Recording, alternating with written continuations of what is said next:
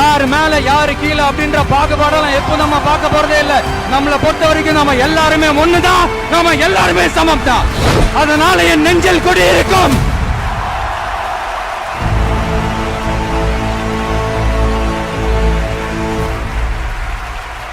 பாஜகவின் மாநில தலைவர் அண்ணாமலை நம்ம தாவேகா தலைவர் விஜய் பார்த்து, விஜய் ஏன் 50 வயசுல அரசியலுக்கு வந்திருக்காரு, அவரோட 30 வயசுல என்ன பண்ணிக்கிட்டு இருந்தாரு அப்படின்னு சொல்லி அறவேக்காட்டுத்தனமா ஒரு கேள்வியை கேட்டிருந்தாரு. இதென்ன ஒர்க் ஃப்ரம் ஹோம் பாலிடிக்ஸா விஜய்க்கு?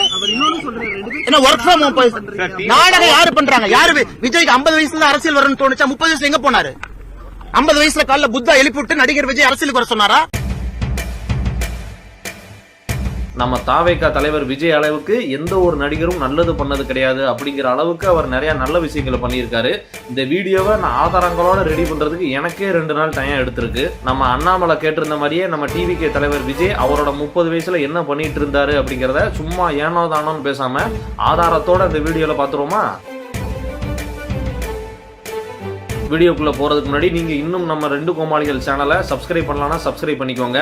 நம்ம தாவேகா தலைவர் விஜய் அவர்கள் பண்ற நல்ல விஷயங்களை மக்களிடத்துல கொண்டு போய் சேர்க்கவும், மேலும் அவர் மேல தேவையில்லாத அவதூறை பரப்புறவங்களுக்கு தக்க பதிலடி கொடுப்பதற்காக உருவாக்கப்பட்டதுதான் இந்த சேனல் அப்படிங்கிறத இந்த இடத்துல நான் பதிவு பண்ணிக்கிறேன். இலங்கை தமிழர்கள் படுகொலையை கண்டித்து தளபதி விஜய் ஒரு நாள் உண்ணாவிரத போராட்டம் செய்த போது அவரின் வயது 34. தமிழக மீனவர்கள் இலங்கை கடற்படையால் சுட்டுக் கொள்வதை கண்டித்து தளபதி விஜய் நாகையில் ஆர்ப்பாட்டம் நடத்திய போது அவரின் வயது 36. போராட்டம் மட்டும்தான் பண்ணிருக்காரா, வேற எந்த நல்லதும் பண்ணலையா அப்படின்னு கேட்டா பண்ணிருக்காரு. அதையும் என்னன்னு பாத்துருவோம். 1996 சென்னையில் பெருவெள்ளம் ஏற்பட்ட போது 100 மூட்டை அரிசியை அப்போதைய சென்னை மேயர் திரு மு.க. ஸ்டாலின் கிட்ட கொடுத்த போது அவருடைய வயது 21.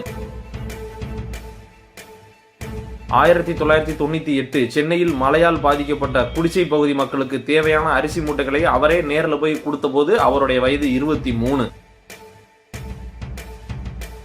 1999 கார்கில் போர்ல உயிரிழந்த ராணுவ வீரர்களின் குடும்பங்களுக்கு உதவும் வகையில் பொதுமக்களிடம் வசூல் செய்த பணத்துடன் தனது சொந்த பணத்தையும் சேர்த்து மத்திய அரசுக்கு நிதியாக அனுப்பிய போது அவரின் வயது 24. இதெல்லாம் பார்த்துட்டு 250 கோடி ரூபாய் சம்பளம் வாங்கிட்டு அரிசி மூட்டை வாங்கி கொடுக்கறதெல்லாம் ஒரு விஷயமா அப்படின்னு நாட்டாமத்தனம் பண்ணிட்டு சண்டியர் மாதிரி காட்டு முட்டாத்தனமா பேசிட்டு ஒரு குரூப் வருவாங்க.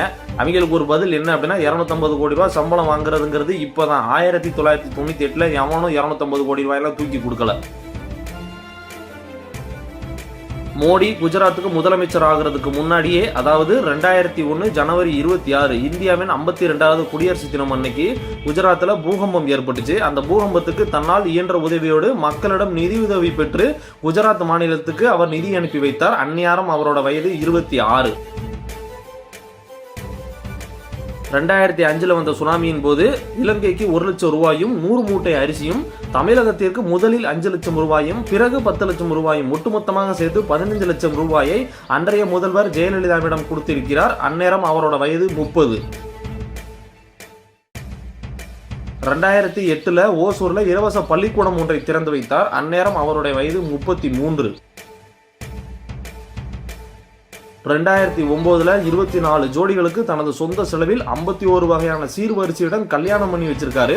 அந்நேரம் அவரோட வயசு 34.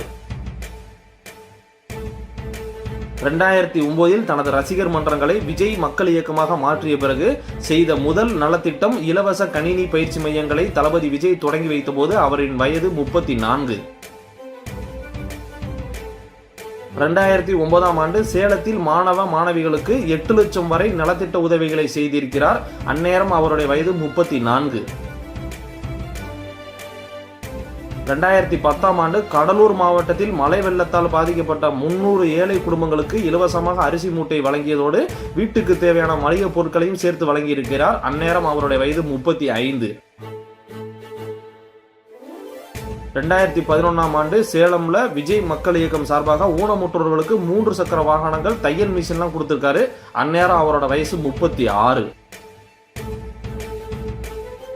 2011 உடுமலைப்பேட்டையில ஏழை மக்களுக்கு 108 கறவை மாடுகளை கொடுத்திருக்காரு. அந்நேரம் அவரோட வயசு 36.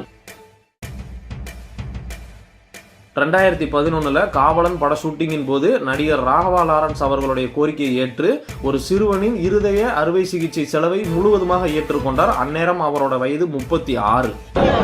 விஜய் சார் பற்றி சில விஷயம்லாம் சொல்லணும்.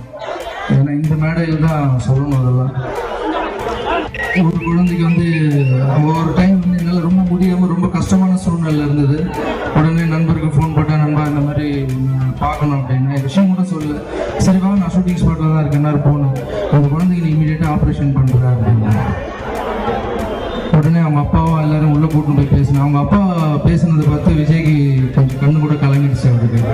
ஸோ உடனே பண்ணிடலாம் லாரன்ஸ், நீங்கள் போங்க அப்படின்னு சொன்னார். போனோடனே மேனேஜர் உடனே ஃபோன் போட்டாங்க, அந்த குழந்தை ஆப்ரேஷனில் இன்னும் இப்போ நல்லா இருக்காங்க குழந்தை. வேலாயுதம் பட ஆடியோ லான்ச்சின் போது விலையில்லா கணினி தையல் மிஷின் கொடுத்திருக்காரு. அந்நேரம் அவரோட வயது 36. 2012 நம்ம தளபதி விஜய் அவர்களின் பிறந்தநாளை முன்னிட்டு திருவள்ளுவர் மாவட்டத்தில் விலையில்லா இஸ்திரி பெட்டி, தையல் மிஷின், லேப்டாப்லாம் கொடுத்திருக்காரு. அந்நேரம் அவரோட வயது 37.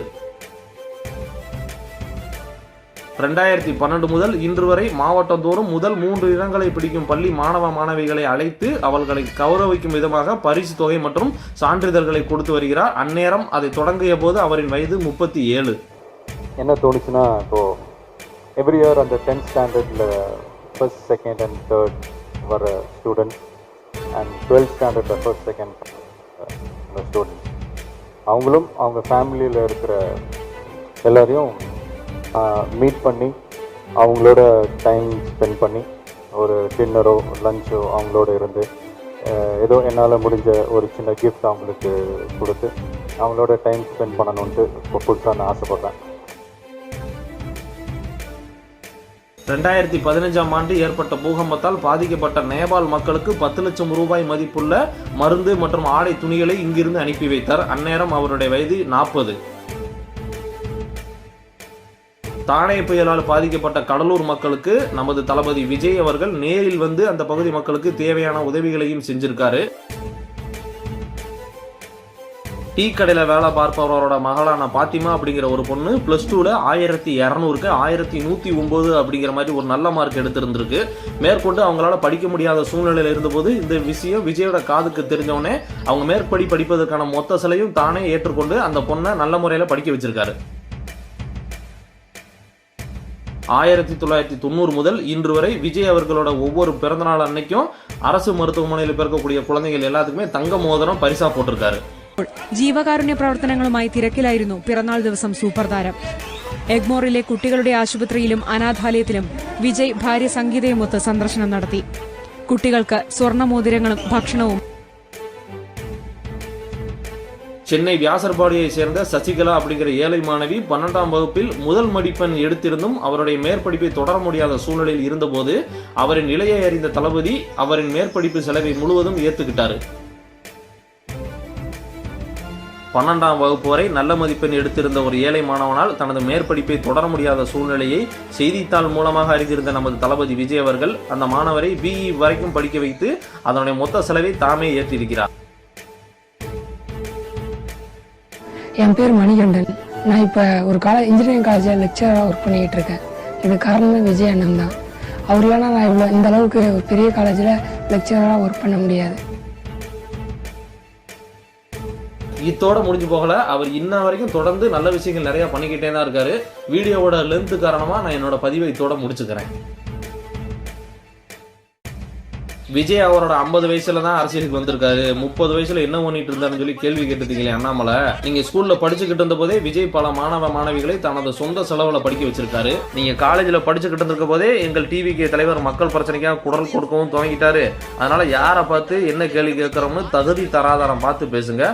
சரி, இத்தோட அண்ணாமலை டாபிக்கை விட்டுருவோம். இந்த வீடியோவை பாக்குற நீங்க Vijay fan, Ajith fan, Suriya fan, Rajini fan யாரோட ரசிகரா வேணாலும் இருக்கலாம். அதனால உங்களுக்கு விஜயை பிடிச்சிருக்கலாம், பிடிக்காமலும் இருக்கலாம். ஆனா விஜய் அவரோட ஆரம்ப காலம் முதலே தமிழ்நாட்டுக்கு நிறைய நல்ல உதவிகளை செஞ்சுட்டு இருந்திருக்காரு அப்படிங்கிறது யாராலும் மறுக்க முடியாத உண்மை. சினிமால எனக்கு விஜய் பிடிக்காது, அதனால நான் அவரை பழி வாங்குறதுக்காகவே வேற ஆளுக்கு ஓட்டு போடுவேன்னு முட்டா காட்டு மோடத்தனமா பேசிக்கிட்டு ஒரு குரூப் சுத்திக்கிட்டு இருக்கு. சினிமா வேற, அரசியல் வேற. சினிமாவோட விருப்பு வெறுப்பை அரசியல்ல கொண்டு வராதீங்க. இதே மாதிரி நல்ல மனுஷனா இருந்த விஜயகாந்த் அப்போ விட்டுட்டு இப்போ உட்காந்து புலம்பிட்டு கிடக்கிற மாதிரி இப்ப விஜயை விட்டுட்டு பின்னாடி உட்காந்து புலம்பிட்டு இருக்காதீங்க. ரசிக மனப்பான்மையில இருந்து வெளியில வந்து விருப்பு வெறுப்ப தள்ளி வச்சுட்டு இப்ப இருக்கிற கொலைகார கும்பல் கிட்ட இருந்து தமிழ்நாட்டுக்கு ஆட்சி மாற்றம் வேணும் அப்படின்னு யோசிச்சு ஓட்டு போடுங்க. அதை விட்டுட்டு மறுபடியும் யாரு எனக்கு 500 ஓவா கொடுக்காங்களோ அவங்களுக்கு தான் நான் ஓட்டு போடுவேன்னா அடுத்த 5 வருஷத்துக்கு நம்ம எல்லாரும் சேர்ந்து நக்கிட்டு திரிய வேண்டியதுதான்.